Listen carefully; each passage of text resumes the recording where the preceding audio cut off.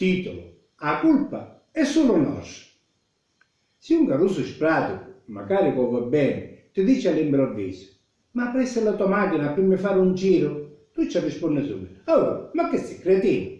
Prima ti fai a scuola, ti pigli la patente e poi, se Dio che sei capace, ti presto la mia macchina. La macchina per tutti gli italiani è come la famiglia, un bene strettamente personale. Tu ce l'affidi solo a un tipo che conosci e stimi veramente, che ha dato ad una prova di essere a posto con la mente. Il popolo italiano è saggio popolato, solo se c'è in ballo il suo interesse personale.